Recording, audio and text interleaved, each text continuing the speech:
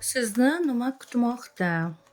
Yaqin kunlarda sizni nima kutmoqda? Asosiy maqsadingiz va siz qanday insonsiz?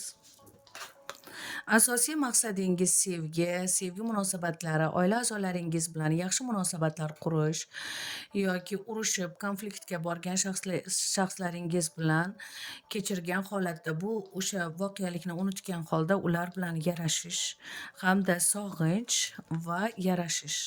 Asosiy maqsadingiz, juftingiz barcha sevgi munosabatlari bo'yicha vatan sog'inchi, oila sog'inchi, sevgilingizdan sog'inishingiz va shu haqida ko'proq o'ylaysiz. Siz mas'uliyatli insonsiz.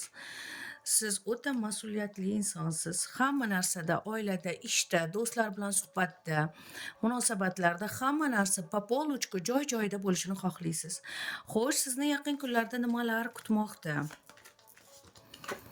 Yaqin kunlarda sizga xabar keladi. Ya'ni sizga xabar, ya'ni safar bor, yo'l bor, mehmondorchiliklar bor. Undan tashqari nimalar kutmoqda? Albatta, siz o'zingiz yoqqan joyga borasiz, o'zingiz tanlab, ya'ni siz shunaqa shaxssizki, o'sha joyga oyog'ingiz tortsa borasiz, ya'ni tanlab borasiz. Sizni yo'llaringiz ochiq, yo'l ham chiqyapti, sizga yo'l ham chiqyapti.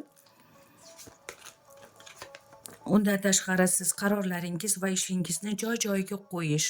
Agar sizda отчет topshiradigan va dokumentatsiya bo'yicha ishlaringiz bo'lsa, hammasini joy-joyiga qo'yishni va tezda chuqur nafas olib, "Voy, mana epladim, наконец-то epladim, qutuldim, yengil bo'ldim" degan holatni yaratish. Sizga pul kelmoqda, yaqin kunlarda sizga pul kelmoqda va dokumentatsiya ishlaringiz bo'yicha kredit yoki to'lovlaringizdagi to'lovlarni ham joyida amalga oshirishingiz mumkin.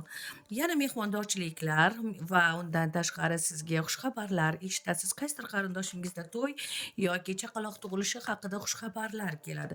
Undan tashqari uzoq qarindoshingiz tomonidan xabar keladi, betob bo'lib qoldi yoki shunaqa bo'lib qoldi degan xabar ham keladi. Siz hayotingizda musobaqalar, ya'ni hayotning o'zi musobaqa hisoblanadi. Ish jarayonidagi musobaqalar va xohishlaringizni bemalol yo'lga qo'yasiz. Albatta g'alaba qozonasiz. G'alaba siz tomonda, faqat cho'chimasangiz bo'ldi. Aslo hech narsadan cho'chimang. Chaqirilgan joylarga boring, oyog'ingiz tortmagan joyga bormang. Siz hamma narsani uddasidan chiqasiz. Siz juda ham omadlisiz.